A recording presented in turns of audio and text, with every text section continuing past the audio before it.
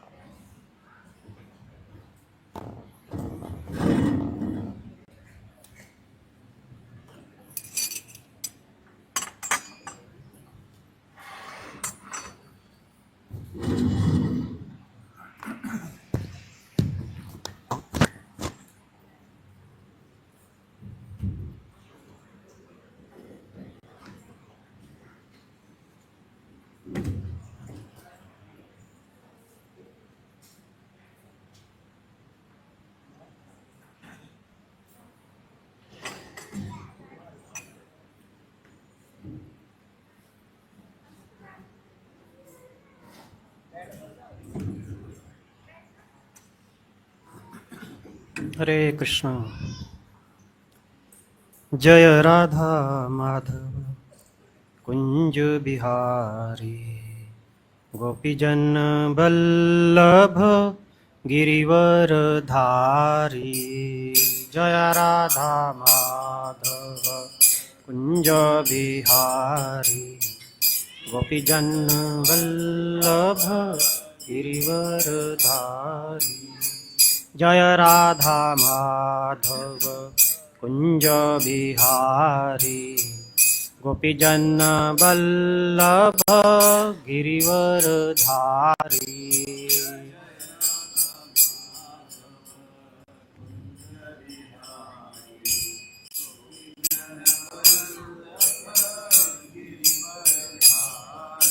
जय राधा माधव कुंज बिहारी, गोपीजन बल्लभ गिरिवर धारी।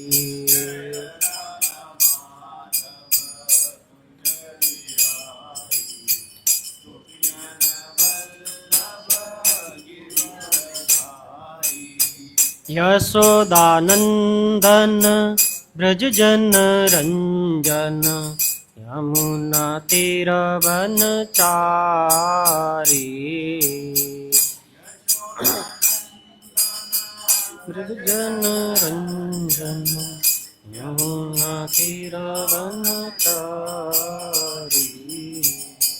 यशोदानंदन ब्रज जन रंजन, यमुना तीरवन चारी।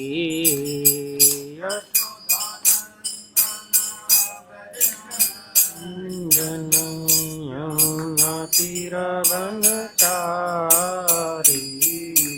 जय राधा माधव कुंज बिहारी, गोपीजन बल्लभ गिरिवर धारी।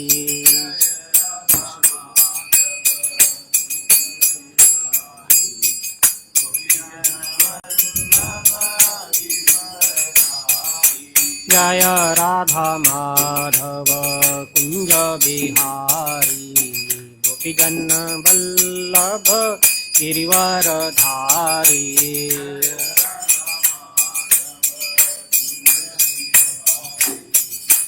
वल्लभ गिरिवर धारी। यशोदानंदन ब्रज जन रंजन, यमुना तीरवन चारी। यशोदानंदन ब्रज रंजन, यमुना तीरवन चारी। यशोदानंदन ब्रज जन रंजन, यमुना तीरवन चारी। यशोदानंदन रंजन, यमुना तीरवन चारी। हरे कृष्णा कृष्ण कृष्ण हरे हरे, हरे Ram Ram Ram Hare Hare.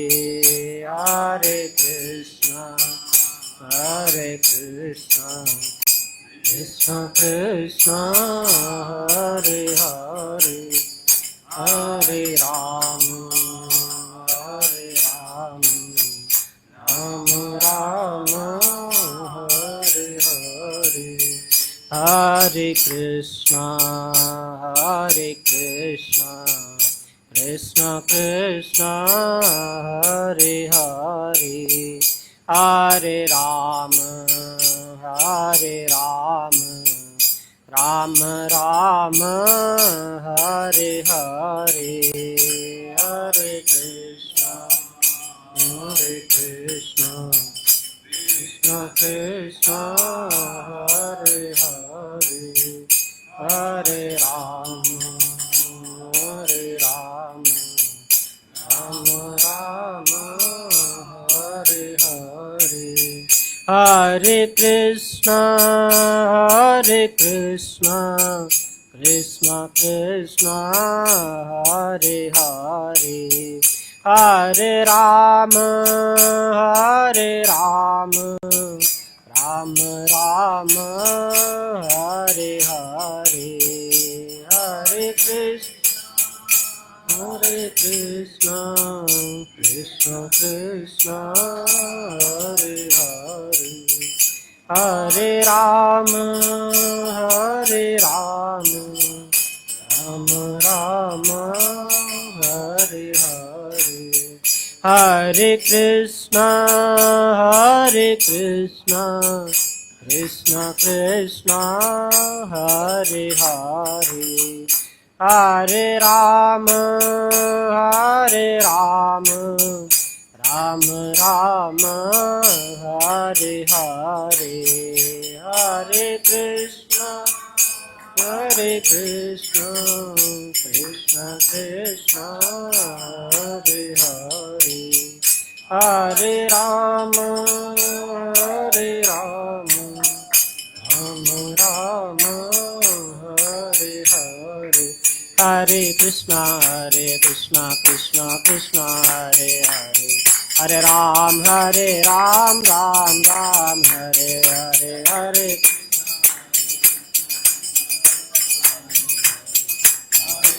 Hare Ram, Hare Krishna, Krishna Krishna, Hare Hare, Hare Ram, Ram Ram, Hare Hare,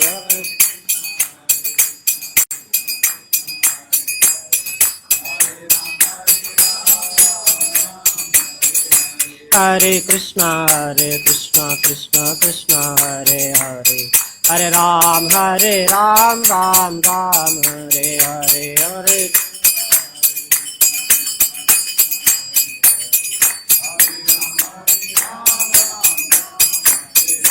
Hare Krishna, Krishna Krishna, Hare Hare, Hare Ram, Ram Ram, Hare Hare, Hare Krishna, Krishna, Hare Hare, Hare Ram, Ram Ram, Hare Krishna, Krishna Hare Hare, Hare Ram, Ram Hare Hare,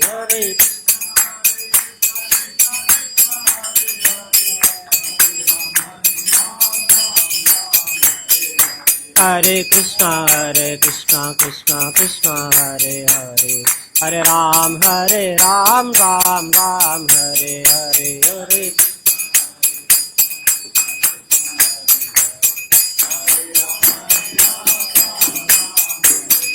Hare Hare Krishna, Krishna Hare Hare, Hare Ram, Ram Hare Hare, Hare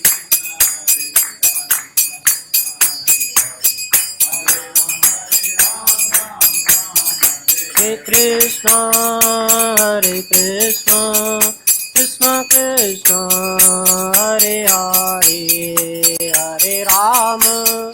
Hare Ram, Ram Ram, Hare Hare, Hare Krishna, Krishna Krishna, Hare Hare, Hare Ram, Ram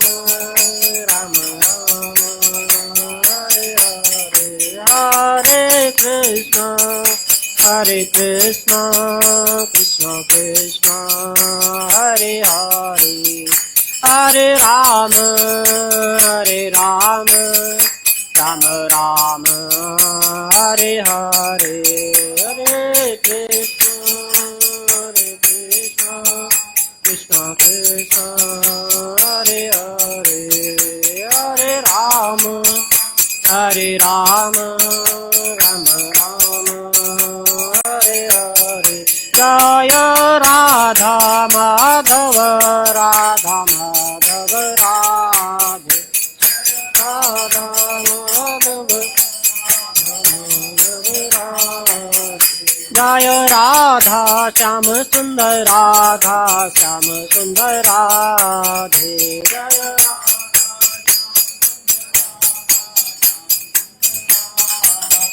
Jaya Krishna Balaram Jaya Krishna Balaram Krishna Balaram Jaya Krishna Balaram Jaya Krishna Balaram Jaya Krishna Balaram Jaya Gaura Nitai Jaya Gaura Nitai Gaura Nitai Jaya Gaura Nitai Jaya Gaura Nitai Gaura Nitai Gaura Nitai Jaya Gaura Nitai Jaya Jaya Prabhupada Prabhupada Prabhupada Jaya Jaya Prabhupada Jaya Jaya Prabhupada Prabhupada Prabhupada Jaya Jaya Prabhupada Shri हरिनाम संकीर्तन यज्ञ की जय। जय ओम विष्णुपाद परमहंस परिव्राजकाचार्य अष्टोत्तर सत श्री श्रीमद् अभयचरण भक्ति वेदांत स्वामी श्रील प्रभुपाद की जय। जय ओम विष्णुपाद परमहंस परिव्राजकाचार्य अष्टोत्तर सत श्री श्रीमद् भक्ति सिद्धांत सरस्वती महाराज की जय। अनंत कोटि वैष्णव वृंद की जय। नामाचार्य श्रील हरिदास ठाकुर की जय। प्रेम से कहो जय श्री कृष्ण चैतन्य प्रभु नित्यानंद श्री अद्वैत गदाधर श्रीवासादि गौर भक्त वृंद की जय। श्री श्री राधा कृष्ण गोप गोपकनाथ श्याम कुंड राधा कुंड गिरि गोवर्धन की जय। श्री वृंदावन धाम की जय। श्री मथुरापुरी धाम की जय। श्री क्षेत्र श्री जगन्नाथपुरी धाम की जय। श्री मायापुर धाम की जय। गंगा माई की जय। यमुना माई की जय। भक्ति देवी की जय। तुलसी देवी महारानी की जय। समवेत गौर भक्त वृंद की जय। समवेत गौर भक्त वृंद की जय। All glorious to assembled devotees, all glorious to assembled devotees, all glorious to assembled devotees, all glorious to Sri Guru and Gauranga Srila Prabhupada की जय। तो संध्याकालीन भगवद गीता सत्र में आए हुए सभी भक्तों का हार्दिक स्वागत है। आज हम भगवद गीता के अध्याय 18 की श्लोक संख्या 51 से लेके 53 तक उसमें चर्चा करेंगे। नहीं जी, वहाँ से किताब लेना। तो पिछले श्लोक में भगवान अर्जुन से कहते हैं कि अब मैं आपको वो गुण बताऊंगा जिनको अंगीकार करने से मनुष्य ब्रह्मभूत अवस्था अर्थात आत्म साक्षात्कार को प्राप्त कर लेता है। तो क्या क्या उसके लिए करना होता है वो भगवान ऐसे श्लोक संख्या 51 से लेके 53 तक उसमें बताते हैं। ओम नमो भगवते वासुदेवाय। ओम नमो भगवते वासुदेवाय। ओम नमो भगवते वासुदेवाय। ओम नमो भगवते वासुदेवाय।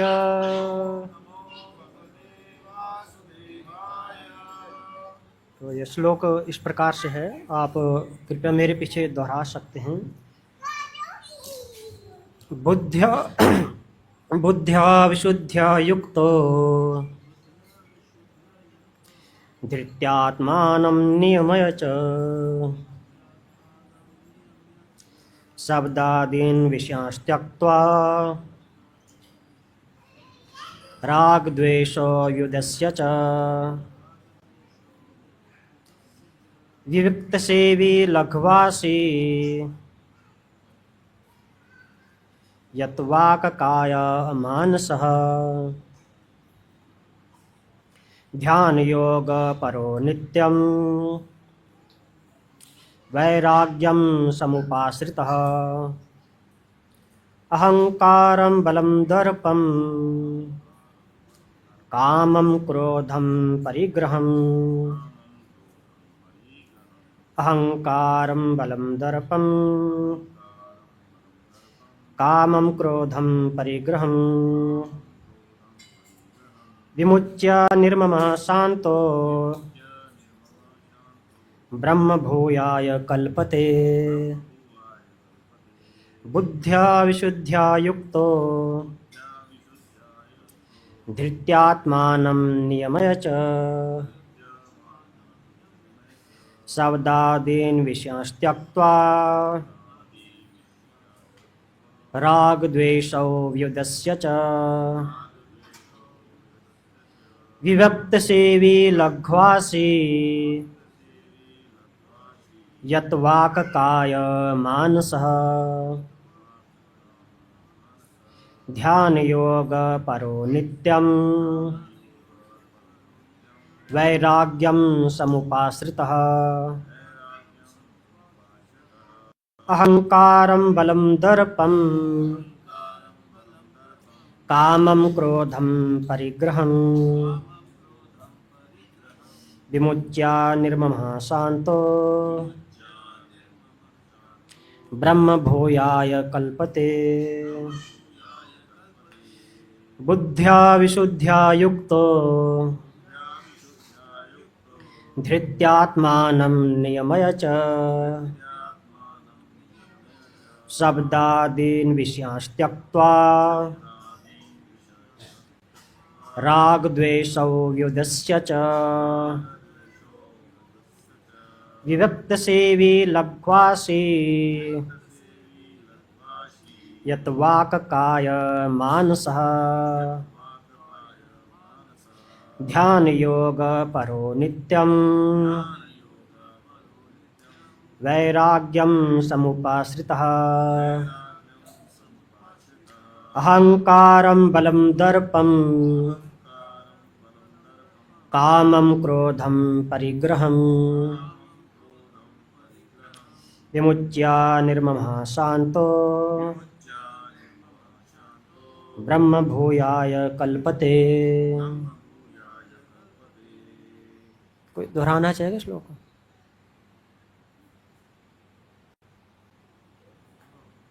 नहीं?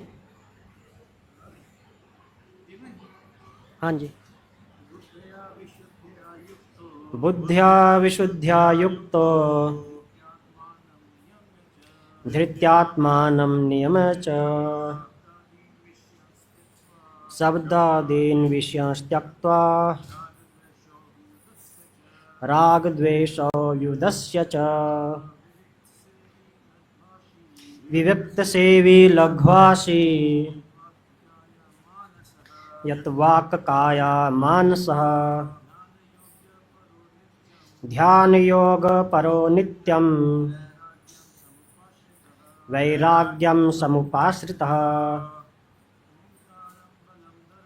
अहंकारं बलं दर्पं कामं क्रोधं परिग्रहम्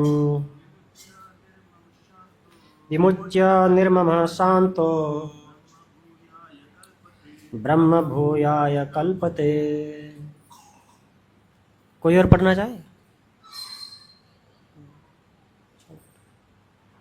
शब्दार्थ अनुवाद और तात्पर्य श्रील प्रभुपाद जी के द्वारा श्रील प्रभुपाद की शब्दार्थ बुद्धिया बुद्धि से विशुद्धिया नितांत शुद्ध युक्त रत धृत्या धैर्य से आत्मानम स्व को नियमय वश में करके च भी शब्द आदीन शब्द आदि विषयान इंद्रिय विषयों को त्यक्त्वा त्याग कर राग आसक्ति द्वेषौ तथा घृणा को व्युदस्या एक तरफ रखकर च भी विविक्त सेवी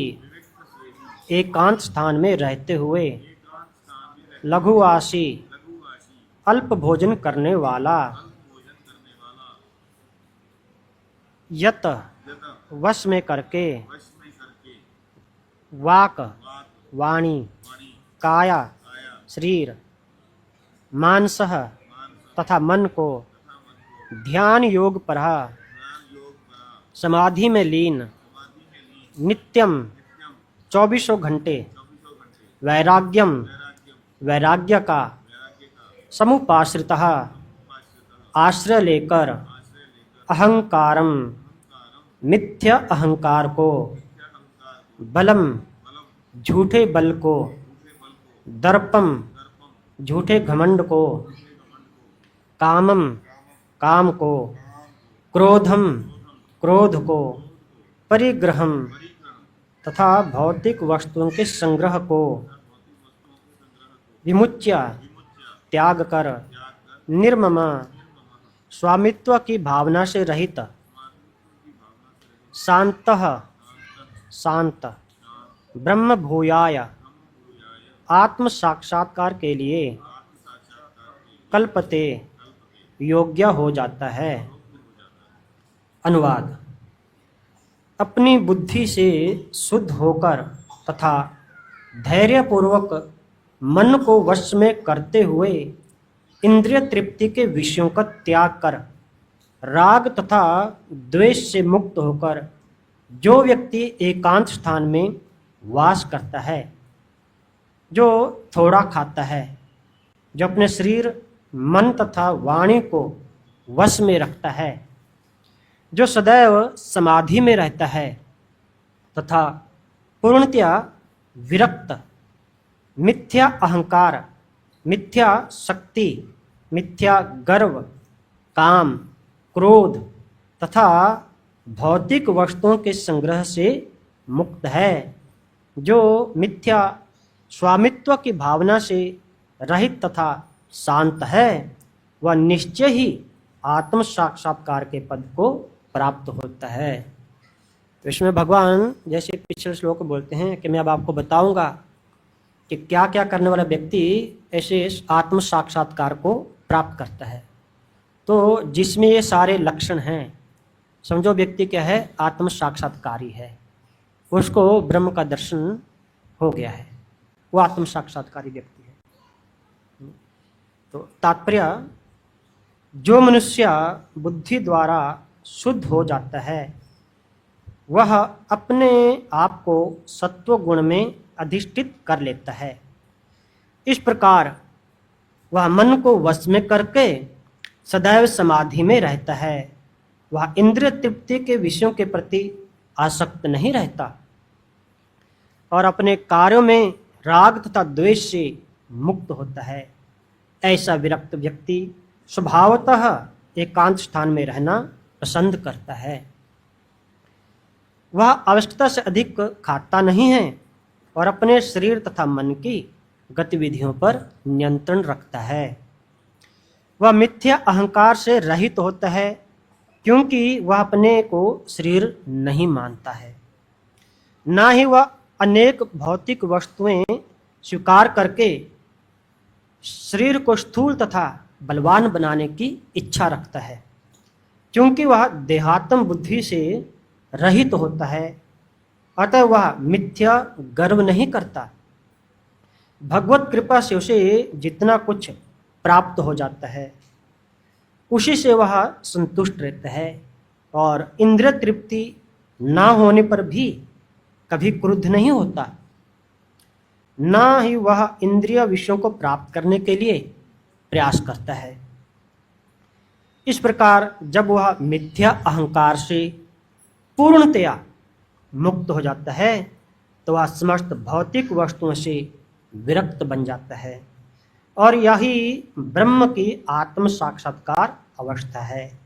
यह ब्रह्मभूत अवस्था कहलाती है। जब मनुष्य देहात्म बुद्धि से मुक्त हो जाता है तो वह शांत हो जाता है और उसे उत्तेजित नहीं किया जा सकता।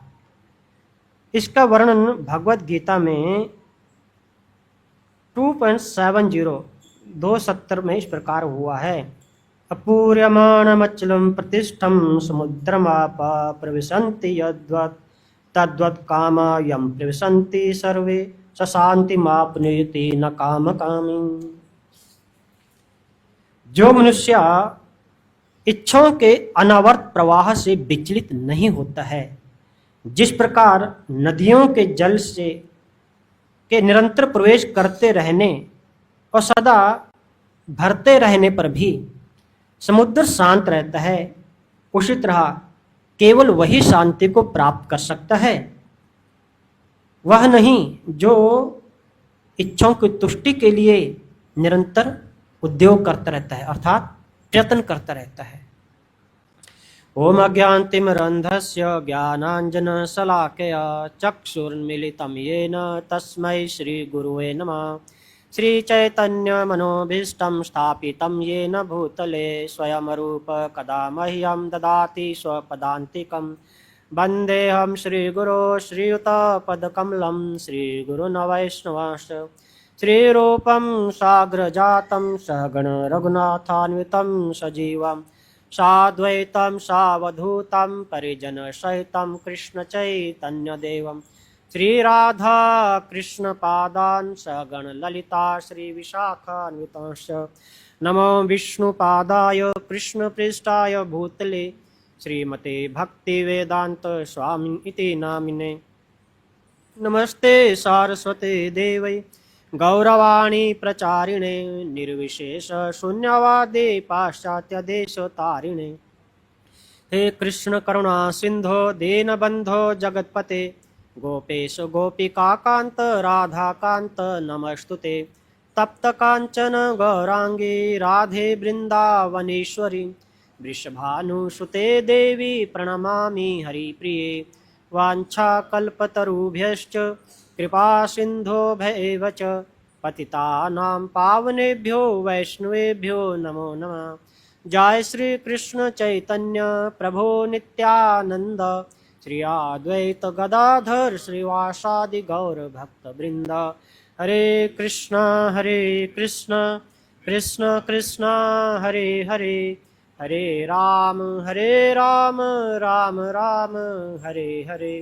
हरे कृष्ण कृष्ण कृष्ण हरे हरे हरे राम राम राम हरे हरे। हरे कृष्ण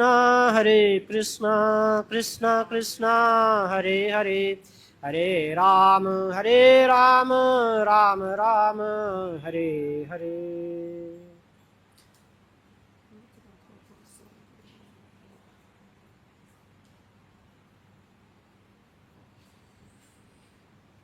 तो इस श्लोक में, जैसे पिछले श्लोक में भगवान अर्जुन को कहते हैं कि किस तरह से जो व्यक्ति सिद्ध को प्राप्त हुआ है, अब ब्रह्म को जो जानता है या उसको जो अवस्था को प्राप्त करता है ना, तो वो व्यक्ति होता कैसा है ना, उसके बारे में भगवान बता रहे हैं कि कैसे हम ये जान सकते हैं कि कोई व्यक्ति आत्म साक्षात्कारी है ना। ऐसे बहुत से लोग दिखाते हैं कि हम बड़े संत हैं, महात्मा हैं, परंतु कई बार क्या होता है कि उनके आचरण ऐसे होते हैं जिससे बहुत सारे लोगों का विश्वास टूट जाता है। तो भगवान हम ही लोगों के लिए बता रहे हैं इसमें कि जो आत्म साक्षात्कारी व्यक्ति है उसमें कैसे लक्षण होने चाहिए, वो व्यक्ति होता कैसा है ना। तो वो लक्षण ऐसे बता रखे हैं। तो बुद्धिया विशुद्ध युक्तो, मतलब ऐसा व्यक्ति साक्षात्कार को प्राप्त कर सकता है। तो पहले बोलते हैं बुद्धिया विशुद्ध, जिसकी बुद्धि क्या है, विशुद्ध हो गई है ना। तो विशुद्ध बुद्धि कैसे होती है, जब हमारी बुद्धि पूरी तरह से भगवान में लग जाती है ना। जब तक संसार में है तब तक बुद्धि हमारी शुद्ध नहीं मानी जा सकती, है ना। ऐसे भागवतम में उदाहरण आता है कि जब ध्रुव महाराज का अपमान करते हैं, उनकी जो विमाता होते हैं, सौतेली माँ होती है, उनको पिता की गोद में बैठने देते हैं, तो ध्रुव महाराज को बहुत क्रोध आता है ना। वो बदला लेने का सोचता है, पर कैसे कि अभी क्या है, मेरे पिताजी ने मुझे इस छोटे ही राज्य के राजा है तो मुझे अपने गोद में बैठने नहीं दिया, तो अब मैं भगवान से इससे बड़ा राज्य मांगूंगा जो मेरे परदादा से बड़ा राज्य हो। तो ऐसे मन में से सोच के गए, पर जैसे उनको नारद जी का संग प्राप्त होता है तो उनकी बुद्धि क्या है, बदल जाती है, विमल हो जाती है। जैसे नारद मुनि जी उनको बताते हैं कि आप ऐसे ऐसे तपस्या कीजिए, तो नारद मुनि के कहने अनुसार 6 महीने में उनको भगवान का दर्शन हो गया। तो भगवान बोलते हैं ध्रुव जी से कि मांगो का आपको क्या चाहिए। तो ध्रुव बोलते हैं क्योंकि तब तक उनकी बुद्धि क्या पूरी तरह से शुद्ध हो गई है, तो बोलते मैं तो कांच के टुकड़े इकट्ठे करने आया था, है ना, पर अब मुझे हीरा मिल गया है, तो मैं कांच के टुकड़ों को लेकर क्या करूँगा, है ना। तो जितने भी ये हम घर बार देखते हैं, बिल्डिंगें देखते हैं, ये क्या है, कंकड़ पत्थर तो है, यही इकट्ठा करके एक बिल्डिंग तैयार होती है, कंकड़ पत्थर इकट्ठा करके। तो इन्हीं को इकट्ठा करने से हमारी बुद्धि शुद्ध नहीं होने सकती है। धृत्यात्मान नियम च, तो साथ में आगे क्या कहा, धृत्यात्मन, धृत्य मतलब धारणा शक्ति, स्थिरता। मान लो किसी व्यक्ति में बुद्धि तो है, धैर्य नहीं है, धैर्य नहीं होगा तो उसको सफलता प्राप्त नहीं हो सकती है ना। अब मान लो जैसे मान लो कोई एग्जाम्स की तैयारी करते हैं, परंतु कोई सोचे कि नहीं मैं तो एक दिन में ही सब कर दूंगा, मतलब बहुत तेज दिमाग है, पर साथ में धैर्य नहीं है। धैर्य तो आज का डिस्ट्रैक्शन बहुत ज़्यादा है ना, व्हाट्सएप है, फेसबुक है, इंस्टा है, और पता नहीं क्या क्या है ना, नेट पे कुछ न कुछ चलता रहता है, तो बार बार बुद्धि में डिस्ट्रैक्शन है ना, स्थिर नहीं है बुद्धि। धैर्यवान कैसे पता चलेगा, या मान लो स्टडी कर रहे हो या ध्यान कर रहे हैं, तो बार बार हमारा बुद्धि कहाँ जाएगी, उधर ही जाएगी, वो लगेगी ही नहीं, है ना। तो धारणा शक्ति यहाँ पे धृत्या, तो धैर्य तो साथ में होना चाहिए। धैर्यवान व्यक्ति ही सफलता प्राप्त करता है। तो हम देखते हैं ऐसे ध्रुव के केस में भी, जैसे उनको नारद जी ने बताया कि आप ऐसे ओम नमो भगवते वासुदेवाय इस मंत्र का जाप कीजिए, तो उन्होंने ऐसा सोचा कि चलो अब तो 1 महीना हो गया, तो दर्शन हो ही जाना चाहिए भगवान का, नहीं, धैर्यपूर्वक को लगे रहे जप करने के लिए। तो ऐसे ही हमें भी जो हरे कृष्ण महामंत्र है, हरे कृष्णा कृष्ण कृष्ण हरे हरे, हरे राम राम राम हरे हरे, इस महामंत्र का जाप करते रहेंगे, है ना, धैर्यपूर्वक। ऐसा नहीं कि चलो 10 दिन करते हैं, 1 साल करते हैं, 10 साल करके ट्राई करते हैं, शायद अभी आत्म साक्षात्कार प्राप्त हो जाए, भगवान का दर्शन हो जाए, नहीं, धैर्यपूर्वक लगे रहेंगे तो न एक दिन निश्चित रूप से सफलता प्राप्त हो जाएगी। तो यहाँ पे भगवान ऐसे कह रहे हैं कि जिसकी बुद्धि शुद्ध हो चुकी है, और जो व्यक्ति क्या है, धैर्यवान है, जिसमें धैर्य है, आगे क्या, नियम है, जो नियम पूर्वक रहता है ना, ऐसा मनमाना आचरण नहीं चलता है ना। अगर मनमाना आचरण करें तो भौतिक जीवन में भी कोई सफलता प्राप्त नहीं हो सकती है ना। ऐसा हो सकता है मनमाना आचरण करते रहें तो कुछ सफलता मिल जाए, नहीं हो सकता, नियमों में तो रहना पड़ेगा, है ना। अगर हम पढ़ाई करें, मान लो स्टूडेंट ही हो, विद्यार्थी जीवन में भी नियम पूर्वक रेगुलर नित्य पढ़ाई करनी पड़ती है, स्टडी करनी पड़ती है, तब जाके उसको सफलता प्राप्त होती है, अन्यथा उसको सफलता प्राप्त नहीं होती है।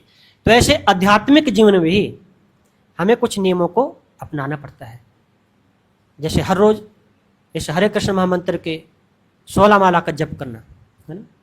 तो ऐसे नियम लेना पड़ेगा कि जैसे हम 2 माला का लेते हैं तो 2 से कम ना है, ऐसे धीरे धीरे बढ़ाते जाए और 16 तक आ जाए। तो क्या है, उससे नियम पूर्वक जब जप करेंगे तो उससे क्या, हमारी बुद्धि की जो धैर्य है उसका परीक्षण होता है, साथ साथ में कितना हमारे अंदर धैर्य है, धैर्य रहेगा तभी तो आगे बढ़ेंगे। पहले धैर्य छोड़ दिया कि लोग हमारे बस का तो नहीं है, बस छोड़ देते हैं इसको, हमसे नहीं हो पाएगा, तब तो सफलता कभी होने वाली नहीं है ना। तो धैर्य रखना पड़ेगा, फिर निश्चित रूप से सफलता हो जाएगी। उसके आगे भगवान कहते हैं शब्दादीन विषय त्यक्त्वा, शब्द आदीन मतलब शब्द स्पर्श रूप रस गंध, ये 5 विषय हैं, है ना। इन्हीं 5 का अलग अलग इंद्रियों से या सभी इंद्रियों से हम भोग करते हैं, है ना। तो संसारिक विषयों में जितना हमारी बुद्धि आसक्त रहेगी उतने हम भगवत प्राप्ति से दूर जाते जाएंगे। जितना हम डिस्ट्रक्शन में रहेंगे हमारी बुद्धि जो है, उतने ही अपने लक्ष्य से दूर होते जाते हैं। तो जितने भी ये क्या है, ये भी एक तरह से नियम है। आगे क्या कहते हैं, राग द्वेषो व्युदस्य च। राग होता मतलब आसक्ति, है ना। द्वेष होता है क्या बोलते हैं उसको, हेट्रेड क्या बोलेंगे, हाँ जेलसी, हिंदी में क्या बोलेंगे उसको, ईर्ष्या। हाँ, तो ऐसे जो व्यक्ति मतलब आसक्ति रखेगा तो उसको ईर्ष्या भी रहेगी। ये दोनों अपोजिट है एक दूसरे के। अगर व्यक्ति एक जगह आसक्त है तो किसी से उसको ईर्ष्या भी है फिर।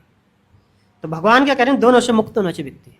राग द्वेषो विमुक्तश्च, है ना। आगे एक दूसरे अध्याय में श्लोक है, राग द्वेषो विमुक्तश्च विषयन इंद्रियश्चरण, ऐसे भगवान कहते हैं कि जो राग द्वेष से जो व्यक्ति मुक्त है और विषयों से विरक्त है, ऐसा व्यक्ति प्रसादम अधिगच्छति, भगवत कृपा को प्राप्त कर सकता है।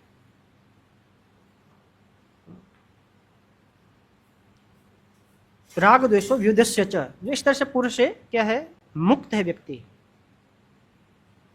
एक तरफ रख के, मतलब इनमें आसक्त नहीं है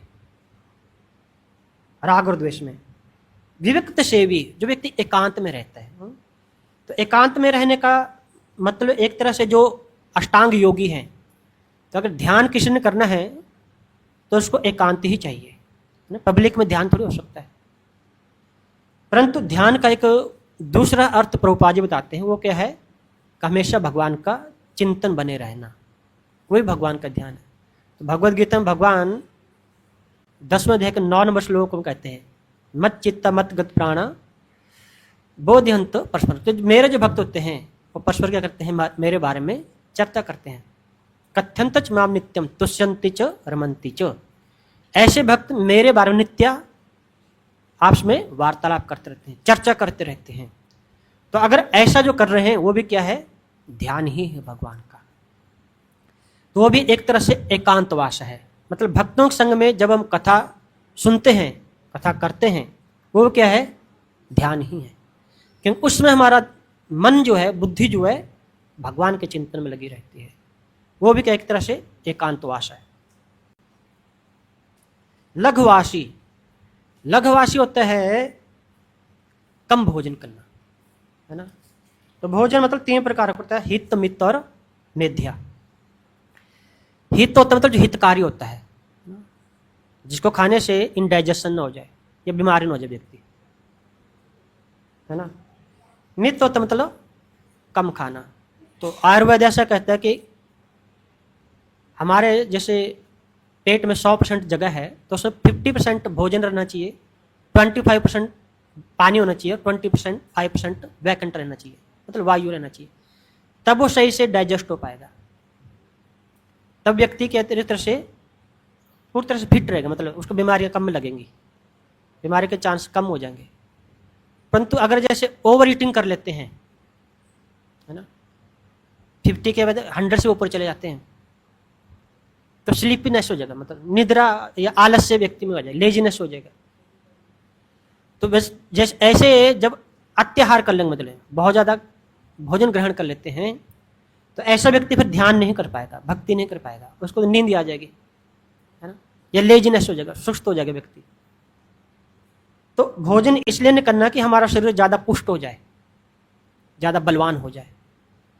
भोजन इसलिए करना चाहिए कि हमारी बुद्धि भगवान में लगी रहे, हमारा शरीर जो है जीवन यापन होता रहना चाहिए। शरीर को बनाए रखने के लिए भोजन को ग्रहण करना होता है। ऐसे भगवद गीता में 6वें अध्याय में 16 नंबर श्लोक में भगवान कहते भी हैं, युक्त आहार विहारश्च युक्त चेष्टस्य कर्मसु। तो हमारा क्या है, जो आहार विहार, आहार मतलब जो भोजन है, विहार मतलब जो इंद्रिय तृप्ति है, वो क्या है, नियमित होनी चाहिए। नियमित मतलब एक रेगुलेटेड वे में होनी चाहिए। जैसे मतलब आहार है, मान लो किसी व्यक्ति की कैपेसिटी है 4 चपाती खाने की, है ना, तो उसको 4 का नियम बना लेना चाहिए कि मुझे 4 ही खानी है। ऐसा नहीं कि कुछ देखा थोड़ा एक्स्ट्रा बना है, श्री राधा माधव की जय, श्री गौर निताई की जय, तो ऐसा नहीं है कि कुछ अच्छा बना है तो 4 की बजाय 8 ही खा ली, तो उस व्यक्ति के बाद नींद आ जाएगी उसको, तो फिर मन कार्य काम करने में उसका मन नहीं लगेगा, भौतिक कार्य भी नहीं कर पाएगा, आध्यात्मिक तो दूर की बात है। उसके बाद भगवान कहते हैं यत वाक काय मानसा, वाक मतलब वाणी, तो वाक काय मानसा, जैसे वाणी, शरीर और मन ये भी हमारे नियमित रहने चाहिए। वाक मतलब किसको कहते हैं, वाणी को। तो जैसे कहते हैं अनुद्वेग करम वाक्यम सत्यम प्रिय हितम च, तो हमें ऐसा ही शब्द कहने चाहिए जो जिससे दूसरों को कोई द्वेग, मतलब कोई व्यक्ति विचलित न हो जाए एक तरह से, है ना। ऐसे शब्द कहे कि व्यक्ति परेशान हो जाए, विचलित हो गया तो अपराध हो जाएगा। और अनुद्वेग कर वाक्यम सत्यम, और सत्य बोलना चाहिए। सत्य में कैसा बोलना चाहिए, जो प्रिय हो, हितकारी हो।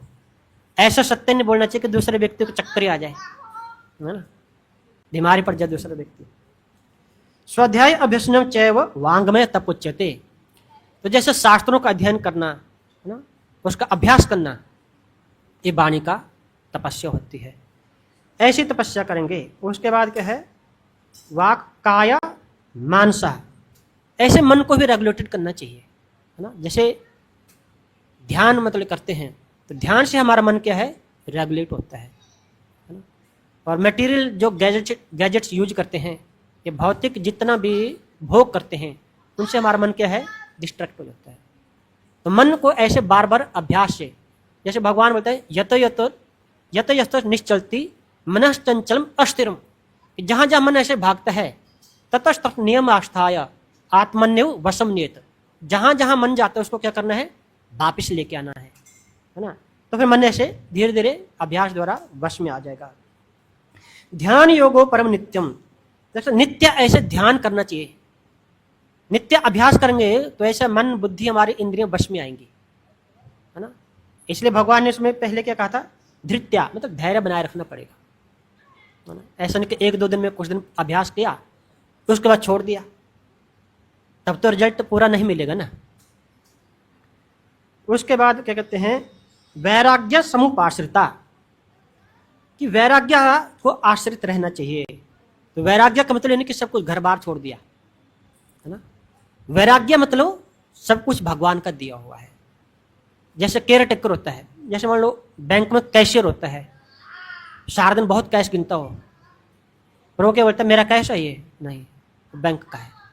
तो ऐसे ही हमें सोचना चाहिए, जो जितनी सुख सुविधाएं, घर बार परिवार सब भगवान ने दिया है, तो ये भगवान की कृपा से प्राप्त हुआ है। उसमें आसक्त होना चाहिए, ममत्व होना चाहिए, मेरा है ना। ऐसे रहेंगे तो ये क्या है, वैराग्य ही है। ऐसे व्यक्ति को घर बार छोड़कर जंगल जाने की जरूरत नहीं है, वो घर में ही वैराग्य है, इस भाव से रहता है। उसके आगे कहते हैं अहंकारम बलम दर्पम, अहंकार मतलब मैं ये शरीर हूं, जो गुणों के अनुसार सोचता है कि मैं ही करता हूं, जो कर रहा हूं मैं ही करने वाला हूं, ये एक तरह से अहंकार है। बलम, बल मतलब जिस शक्ति का प्रयोग हम दूसरों को हानि पहुंचाने के लिए करते हैं, है ना, तो क्या है, वो मिथ्या बल हो गया एक तरह से। जो बल भगवान देते हैं वो किस लिए देते हैं, दूसरों को सुरक्षा प्रदान करने के लिए। दूसरों को हानि पहुंचाने के लिए बल का प्रयोग तो मिथ्या बल हो गया। तो ऐसा व्यक्ति भी ब्रह्म साक्षात्कार को प्राप्त नहीं हो सकता कभी। उसके आगे कहते हैं दर्प, दर्प होता है कि जैसे मान लो भौतिक वस्तुओं का संग्रह करते हैं, तो जैसे कोई बोलते ये मेरी गाड़ी है ना। पोजेसिव होना मतलब किसी वस्तु के प्रति पोजेसिव रहना, ये क्या है, दर्प या अहंकार है एक तरह से, है ना। तो पोजेसिव नहीं है व्यक्ति, वो क्या है, वो वैराग्य है। पोजेशन होना मतलब ये मेरी ही वस्तु है, ऐसा अधिकार जमाना। परिग्रहम मतलब क्रोध, दर्पम कामम क्रोधम परिग्रहम। काम मतलब जितनी भी भौतिक इच्छाएं हैं, है ना, ये सारे काम ही होता है। आध्यात्मिक इच्छा भगवान के प्रति भक्ति में आगे बढ़ने के लिए होती है, पर भौतिक इच्छा जो भी हो सारा काम ही है। तो जब भौतिक इच्छा ज़्यादा रहेंगी, ज़्यादा विषयों का चिंतन करेंगे, काम का चिंतन करेंगे, तो क्रोध उत्पन्न हो जाता है। जब उनमें कोई ऑब्स्ट्रक्शन आती है, कोई बीच में रुकावट आती है, तो व्यक्ति क्रोधित हो जाता है। तो ऐसे जब व्यक्ति क्रोधित होगा तो धीरे धीरे क्या है, उसकी स्मृति विभ्रम, स्मृति भ्रंशात बुद्धि नाश हो, उसकी बुद्धि का नाश हो जाता है, मतलब उसकी विवेक शक्ति खत्म हो जाती है एक तरह से। परिग्रहम, बहुत सारी भौतिक वस्तुओं को संग्रह नहीं करना चाहिए, है ना। जो भी प्रारब्ध अनुसार भाग्यम होगा अपने आप ही प्राप्त हो जाएगा। परिग्रह मतलब बहुत ज्यादा एंडोवर करना कि वस्तु प्राप्त होनी चाहिए, उसमें क्या होगा, हमारा टाइम भी वेस्ट हो जाएगा एक तरह से, हमारी बुद्धि उधर चली जाएगी। भगवान यहाँ पे क्या कर रहे हैं, बुद्धि विशुद्धिया, तो हमारी बुद्धि शुद्ध नहीं होने वाली, फिर वो अभिशुद्ध हो जाएगी, विशुद्ध नहीं हो सकती। विमुच्य निर्ममा मतलब इस भावना से मुक्त होना चाहिए कि मेरा है, निर्ममा मेरा नहीं है, मैं क्या हूँ, केयर टेकर हूँ एक तरह से। भगवान ने वस्तु दी है, मैं इनका संरक्षण करता हूँ, खाली वास्तव में भगवान की है, तो उन्हीं की सेवा में उनको प्रयोग में लाना चाहिए। तो उसको बोलते हैं निर्ममा, शांत, शांत मतलब पीसफुल व्यक्ति। तो शांत मतलब ऐसा नहीं कि बिल्कुल पीस है, उसके जीवन में कोई कष्ट ही नहीं आएगा, कोई ट्रिबुलेशन, है ना, टर्मोइल कुछ नहीं होगा, ऐसा तो नहीं है।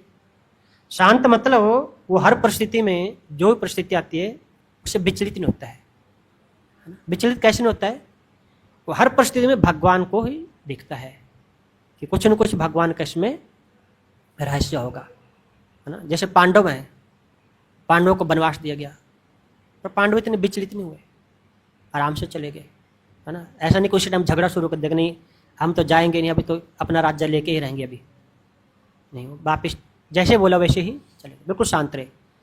उल्टा परेशान दुर्योधन रहा। ऐसे क्या कहते हैं, भागवतम प्रसंग आता है कि अम्बरीश महाराज को जो दुर्वासा से श्राप देते हैं, तो अम्बरीश महाराज बिल्कुल विचित नहीं हुए, बिल्कुल दुखी नहीं हुए, और ना ही उन्होंने अपनी वाणी का ही प्रयोग किया कि बदला लेने की भावना भी नहीं आई उनके अंदर, बिल्कुल पूरी तरह से भगवान के शरणागत है। तो जो पूरी तरह से भगवान के शरणागत व्यक्ति है, पूरी तरह से शरण ले रखे, ऐसा व्यक्ति ही पीसफुल मतलब शांत रह सकता है। तो जिसमें ये सारे गुण रहते हैं तो क्या है, ब्रह्म भूयाय कल्पते, वो आत्म साक्षात्कार को प्राप्त कर लेता है ना। ऐसे भगवत गीता में भी 14वें अध्याय के 26 नंबर श्लोक में भगवान कहते हैं, है ना, कि माम चो व्यभिचारिणी भक्ति योगिन सेवते स गुणन समतीत्यतान ब्रह्म भूयाय कल्पते, कि जो व्यक्ति मेरी अव्यभिचारी भक्ति को ग्रहण करता है, अव्यभिचारी मतलब अनमिक्स्ड, ज़्यादातर मिश्रित भक्ति करते हैं, है ना, भगवान भी चाहिए और संसारी वस्तु भी चाहिए, इसको मिश्रित बोलते हैं। परंतु भगवान क्या कहते हैं, अव्यभिचारिणी मतलब एकमात्र कृष्ण एक शरण में, एक तरह से जो भगवान के पूरी तरह से शरणागत हैं, ऐसा व्यक्ति ही इन सभी गुणों को पार कर जाता है। और अंतम क्या है, सगुणन समतीत्यतान ब्रह्म भूयाय कल्पते, ऐसा व्यक्ति आत्म साक्षात्कार को प्राप्त कर लेता है। यहाँ पे प्रभुपाद जी भी कहते हैं कि जो व्यक्ति ब्रह्मभूत अवस्था में होता है वो देहात्म बुद्धि से मुक्त हो जाता है ना। जब देहात्म बुद्धि से मुक्त होगा व्यक्ति, तभी तो इन गुणों से मुक्त हो जाएगा वो। तो ऐसे जो देहात्म बुद्धि से मुक्त व्यक्ति है, उसमें क्या मतलब उसके लक्षण होते हैं, मतलब कैसे हम और पहचान सकते हैं, ये तो है जो उसमें कार्य करके ऊपर उठना है। फिर उसके एक और लक्षण होते हैं, बिल्कुल शांत होता है। तो अगले श्लोक में भगवान ऐसे बताएंगे कि जो ऐसे ब्रह्मभूत प्रसन्न आत्मा है व्यक्ति, बिल्कुल विचलित नहीं होता है ना।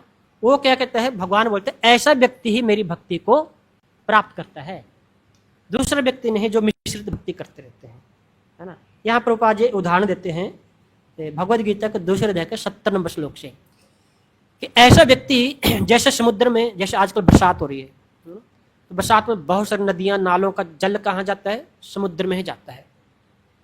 पर कभी समुद्र अपनी मर्यादा लांघता है, नहीं लांघता है, अपनी मर्यादा में ही रहता है। नहीं तो शहर के शहर डुबा दो, बहुत सारा पानी आएगा तो कहीं तो जाएगा फिर, तो समुद्र सारा अपने आप में ही समेटे रहता है।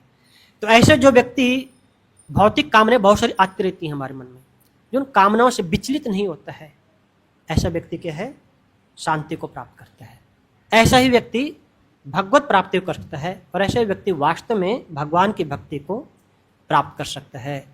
तो शुरुआत हम हरे कृष्ण महामंत्र के जप से कर सकते हैं और धीरे धीरे इस स्थिति तक पहुंच सकते हैं। हरे कृष्णा कृष्णा कृष्णा हरे हरे, हरे राम राम राम हरे हरे। तो यहीं पे विराम देते हैं। किसी का कोई प्रश्न हो, सुझाव हो तो उसका हार्दिक स्वागत है। हरे कृष्ण।